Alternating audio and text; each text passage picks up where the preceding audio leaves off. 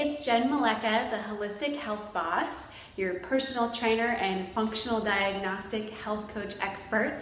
And I thought we would set the scene today and I would shoot this video in the gym for the topic that I want to talk to you guys about this week, which is, are you running yourself into the ground with exercise? And this is something that I see all the time with clients who come to work with me. I see it a lot in the CrossFit community, people who are in the running community, and I myself will have to admit that this is something that I've also done to myself time and time again as somebody who's been a personal trainer for over 10 years. It's a mindset shift that I have to adjust and break myself to. So what I'm talking about is how exercise can be a stress. So usually I will see people who come to me and they're feeling fat and sick and tired all the time, and they don't understand why. And when we start to dig into their lifestyle and routine, I find that they're usually running themselves into the ground by exercising for countless hours or just overtraining way too hard. And this is something that I'm completely guilty of recently. I was going through some hormonal imbalances and we had mold exposure in our house that was basically creating a lot of detoxification and just all kinds of internal stress on my body. And I was in the mindset of I need to work out harder in order to lose weight. And I was literally like increasing my workouts, increasing how much I was lifting. I was trying to run for longer periods of time or more intensely up like bigger hills and everything. And all it got me was feeling more fatigued, burnt out, and completely exhausted at the end of the day. And I had to take a step back for myself and go look at the big picture and see what was happening. So typically exercise is a good stress. Usually when we exercise, our body responds to that exercise to build strong muscles and bones. However, when your body is already under a lot of stress, exercise can be added stress and it can make the situation worse for you. And you're probably sitting there going, how could that possibly be? So let me explain this a little bit for you. First of all, when I use the word stress, I use it as a broad term. There are a lot of things that are considered stress in our environment or in our body besides just like mental, emotional, relationship, work stress that we commonly think of. So I want you to start thinking about stress as a broad term. Stress is the kind of food that you put in your body, like processed foods or inflammatory foods like gluten and dairy and sugars and soy, or if you have food sensitivities to things that you may not even know about, that can create internal stress inside because it's tough on your digestive system. And you may not always be able to feel it or sense that it's happening, but it could definitely be happening. So there's also internal stress that would be what I call gut invaders. So if you have bacteria, parasites, yeast overgrowth happening in your gut, they create a lot of chaos and waste internally that can create stress internally.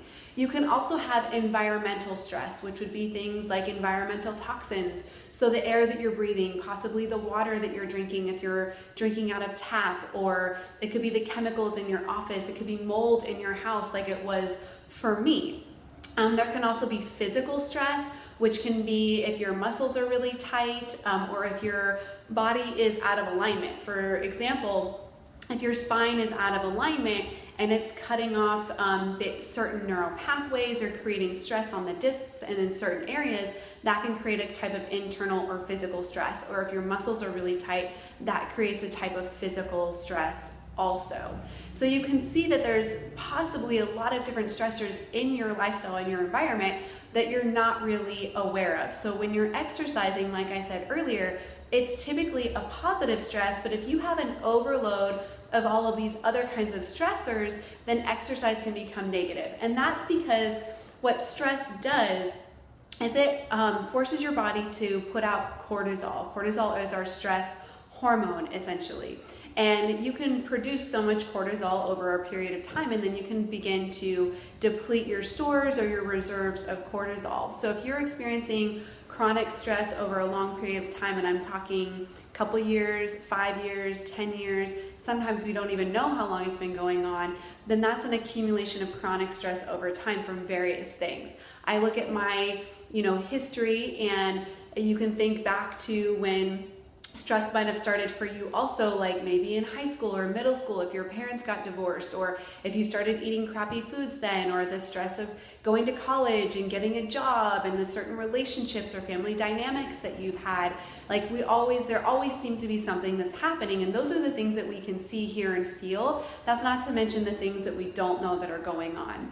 So the way that you can basically figure this out for you is, if you're under a lot of stress, is if you are pushing yourself to exercise more than ever before and you're not getting results, that probably means that exercise is an additional stress. And that doesn't mean that you need to stop exercising overall. It just means that you need to change up your exercise. So I'll see this with CrossFitters and runners, like I mentioned earlier. They're usually training just too hard, too intensely, and putting too much strain on their body. So we'll just shift their mode of exercise. I want them to do more restorative exercise like yoga or walking, or I have them do interval training. There's a lot of research that's coming out about how long duration or overstrenuous exercise can be detrimental to our hormones versus things like burst or interval training, high intensity interval training, can actually help to promote hormones. Dr. Sarah Gottfried, who is one of my favorite mentors that I follow, you guys can follow her and check her out too. She's done multiple research and tests on herself personally using exercise to see how she can boost her own hormone levels, specifically human growth hormone and other things, and reap the benefits of actually smaller bursts of exercise for about 25 to 30 minutes maximum. So if you guys have been just like running yourself into the ground, doing hours of cardio, tons of training, weightlifting, CrossFit, whatever it is that you're doing, and you're still feeling fat, sick, and tired all the time, then that is a for sure sign that exercise is a stress for you. And you actually need to give your body a break. When I gave my body a break, I instantly felt better. I toned it back on my workouts. I started, instead of running for 2 miles straight, I started running a block, walking a block for that 2 miles to run in like an interval fashion. I now do weightlifting for 30 minutes maximum, and I'll do that in high intensity intervals formats as well. And I feel so much more rested. I still have energy at the end of the day. And I started leaning out a little bit as well. I've had other clients that have done this also, where I've had them completely stop CrossFit or completely stop running and just focus on doing yoga and walking for about a month, and they start shedding weight like that, and then also they have more energy. So just something to be aware of, you guys. You don't want to be putting extra stress on your body if you don't have to. And once you start to cut back on the exercise, then you can, and start feeling better, you can put your focus on possibly seeking out the other things that are causing stress in your life, or begin to work on some of what those things that you know that they already are. So I hope that was helpful for you guys. If you still feel like you need a little assistance in navigating or evaluating whether exercise is too much of a stress for you, then I certainly want to invite you to schedule a complimentary Ideal Health and weight discovery session. You can click on the link below. And also wanted to let you guys know that my colleague, friend, and mentor, meditation mentor, Molly, and I are going to be hosting a free webinar coming up on July 27th. And we're going to be talking all about thyroid. Molly's going to be sharing her personal thyroid story with you guys, and the insights and things that she's used to help her on her healing journey. And I'm going to be jumping into and talking about some of the science on thyroid conditions, why it happens and what you can do about it, lifestyle factors that you can alter to help manage it better. So again, that link will be below for you also. Hope to see you guys on the webinar. And like I said, go ahead and schedule a complimentary discovery session if you need some additional help in evaluating your overall stress load and what exercise is doing or not doing for you. Have a good week, and I'll talk to you next Thursday.